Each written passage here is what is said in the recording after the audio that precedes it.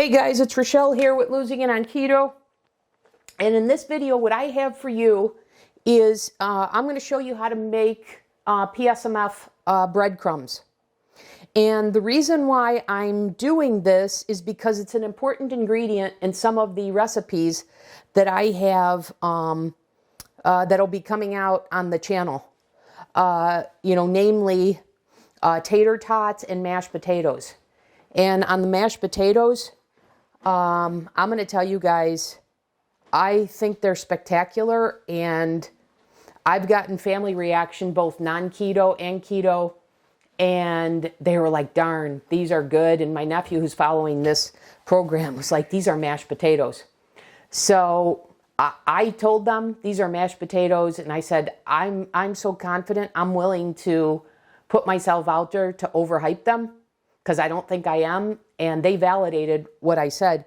And I'm so confident in this recipe that I'd be willing to subject it to a blind taste test to have a serving of mashed potatoes with potatoes and these.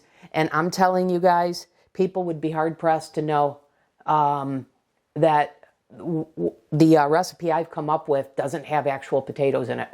And I will also add, and this isn't to be braggadocious or anything, but if I was a bigger channel, this mashed potato recipe that I have, I absolutely know would go viral. And viral being, I believe it would be north of 100,000 views. It's that darn good. So that recipe will be coming out. We need the PSMF breadcrumbs.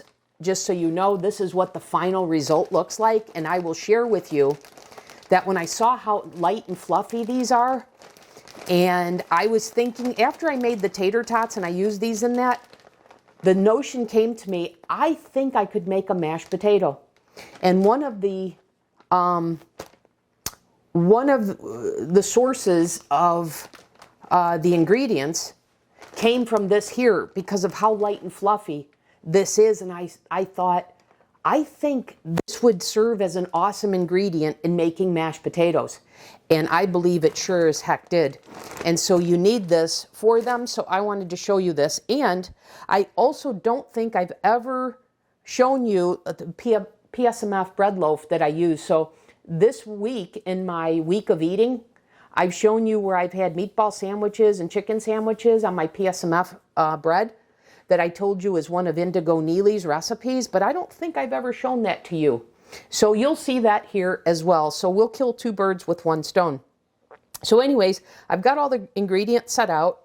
I also had purchased specifically, Indigo Nili had recommended this Nordic ware pan for her PSMF loaf. And I'll look up the size, but I know this is a little bit bigger one. It's like 9.5 by something. I'll look up and share, or I'll put it in the video description, the actual size of this. So I did buy this. In fact, I bought two so that I could make loaves two at once. Now, the other thing I wanted to share with you is I recently bought these silicone slings, if you will. So this will be the first time I'm using this. Normally I cut two pieces of parchment paper and make a T like this, or a cross like this. But you see how beautifully that fits in there? The only thing that I have that I take issue with is there's these corners that are left exposed. So I don't want to run the risk of having this stick. So I'm just still going to go ahead and spritz these corners.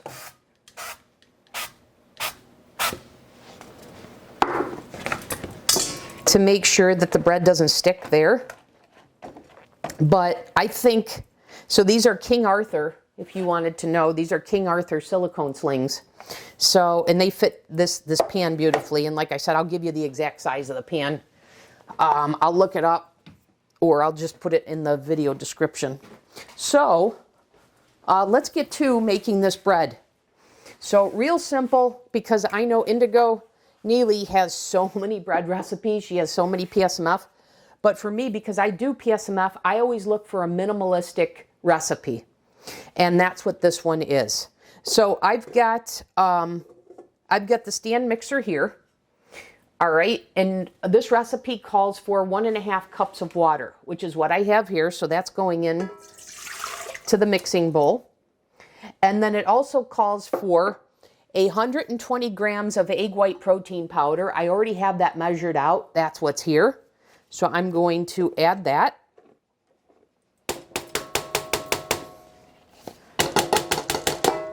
Okay, and then it calls for a half a teaspoon of cream of tartar, and that's what I have here. Okay?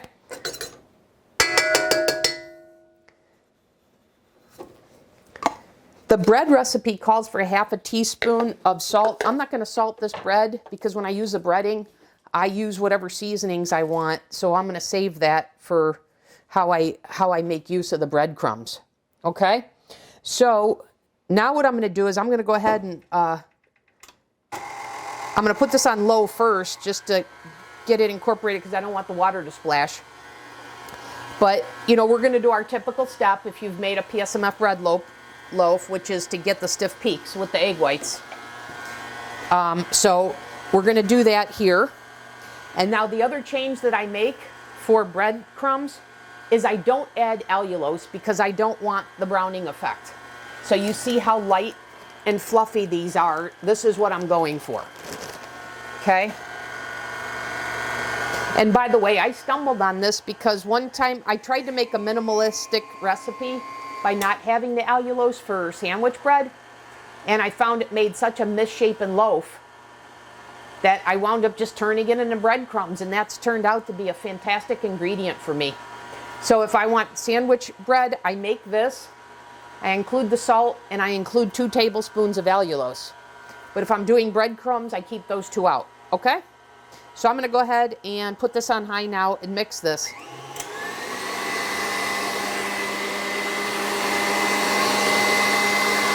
Okay guys, I'm back in this segment. We've got the stiff egg white peaks, and now the recipe, just one last ingredient, which is either 6 grams of egg yolk powder or 20 grams of whole egg powder.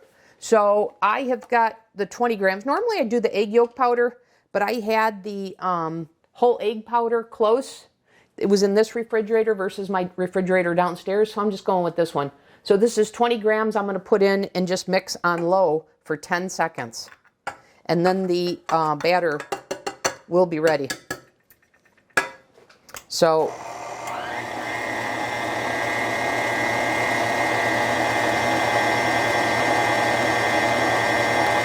I'm going to do on high for 10 seconds now.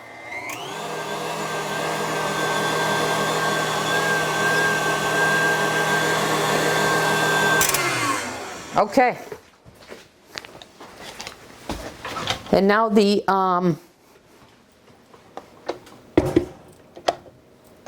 batter slash dough, whatever you want to call it, is ready to go. You see how stiff it is?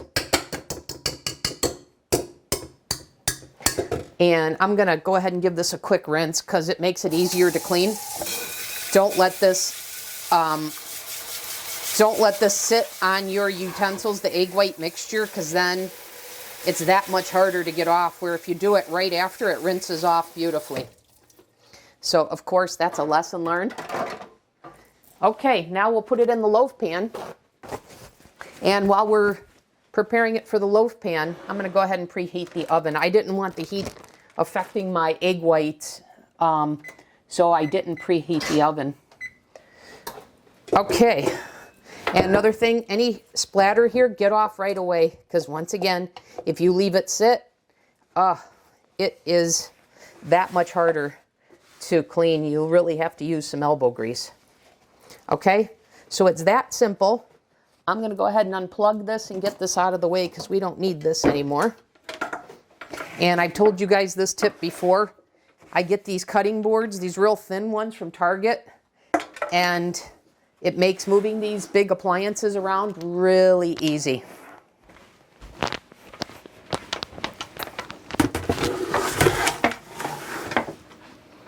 So I have one of those each on my stand mixer, my Vitamix, my Ninja Creamy, and then you guys saw the other, well, if you've seen the video, when I make the meatloaf, and I'm using the food processor, and the food processor put black marks on my cutting board here. I said, oh, I need a cutting board for that too. So those are the 4. Anyways, here we've got the loaf pan that I've explained, and I did look up the size, so let me share that with you. So this is the Nordic ware pan that Nili recommends. It's 6 inches by 9.7 inches by 2.75 inches. So it's 6 inches wide, 9.7 inches long, and then its depth is 2.75 inches. Okay? So I'm just going to give this one last mix.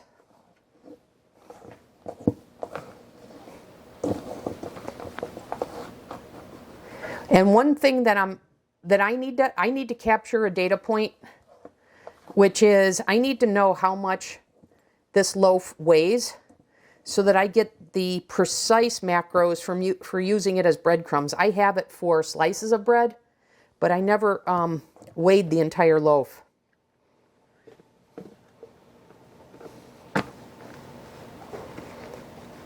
I do know, because I needed to know this for both my tater tots and mashed potatoes, that a half a cup of these breadcrumbs is 50 grams. But I need to figure out how much, what are the macros of those 50 grams. So I plan to do that. And you see, this batter is very easy to work with. The only thing, and you saw this with my sweet loaves, is do not leave this sit out. You got to work fast once you make it, and you got to work fast to get it in the loaf pan, and then you got to get it in the oven right away. If you leave this sitting out for any time, just like with my sweet loaf,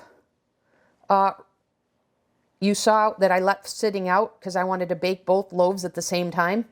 You saw the egg whites all deflated. And so you realize, you visualized that I just got a wet mess, a wet, dense mess, and there was no repurposing that. I had to discard that, and that, you know, these ingredients are not cheap, as you guys know. So, okay, I just about got all this, and I will put this in the oven for 40 minutes at 325 degrees, and it will bake for 40 minutes, and then I'll turn the oven off and I'll leave it sit in the oven for 15 minutes. Quite frankly, I think it's less important for that, given that I just plan to make these as breadcrumbs versus, you know, sandwich bread, but I'll just go ahead and follow those steps.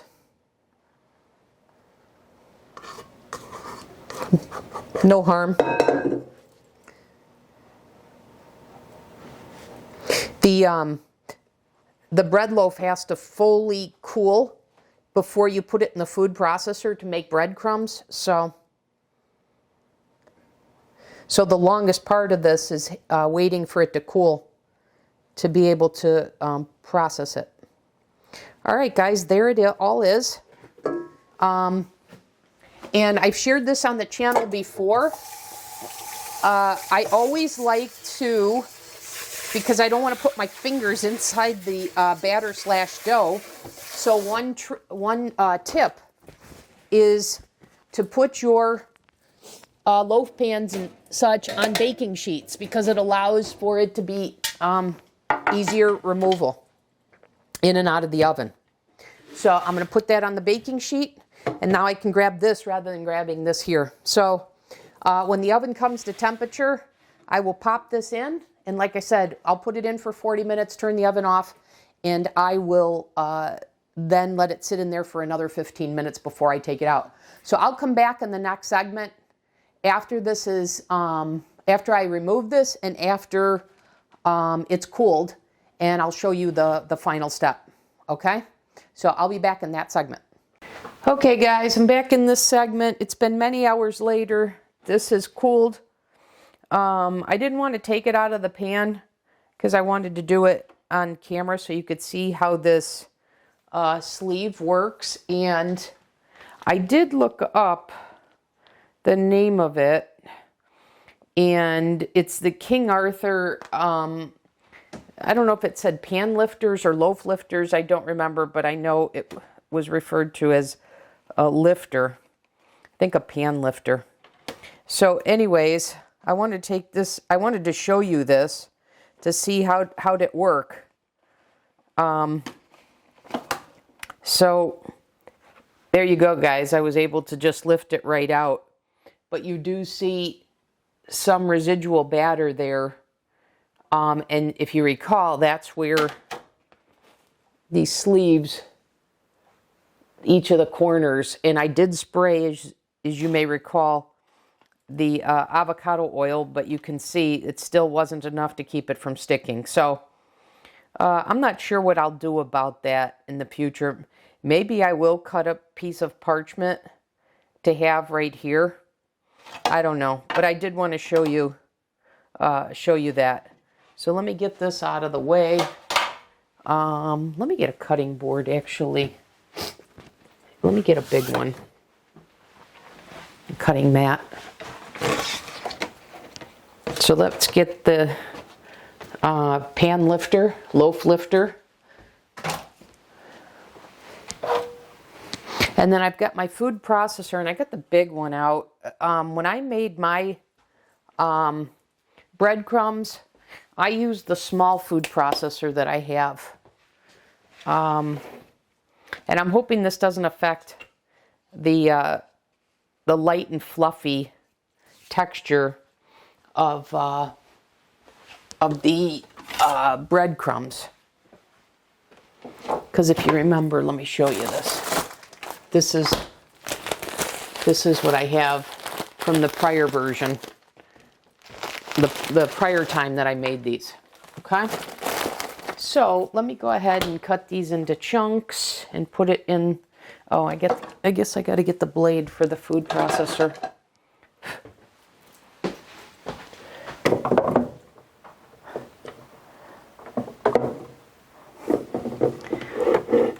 Okay.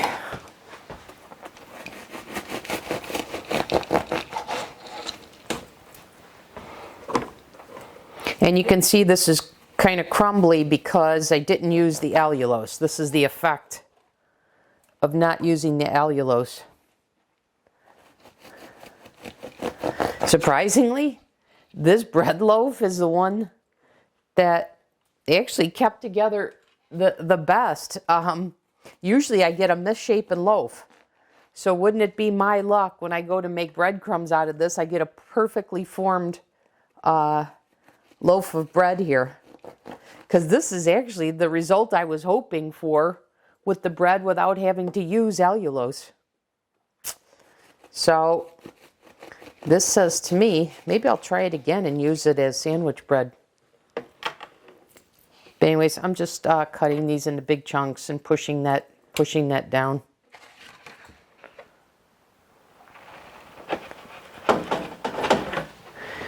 Okay. Let me get these crumbs up.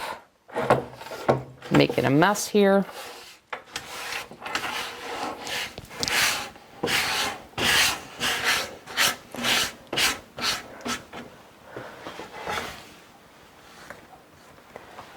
Okay, now let's go ahead and process this.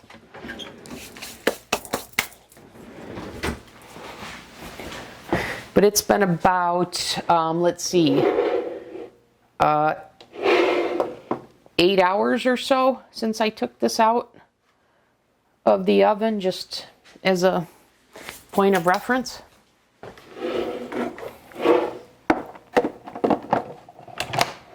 Okay, and I need the, actually I don't think I have to operate it with this, but I'll go ahead and put this in place.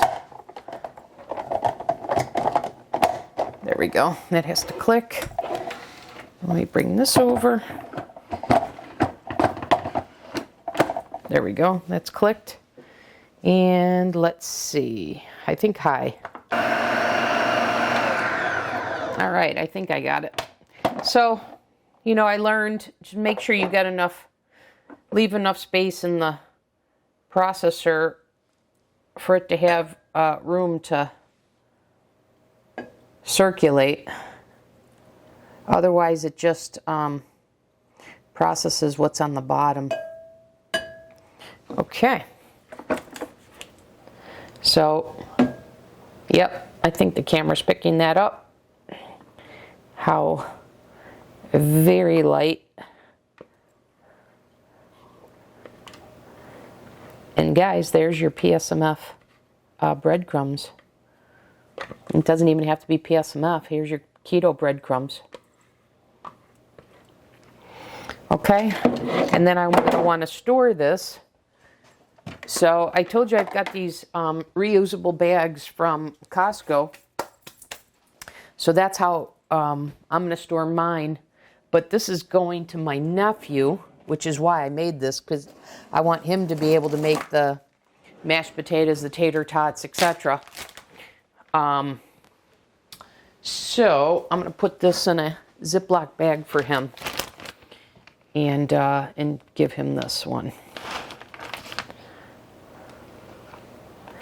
Okay, now let's see if I can just pour this in.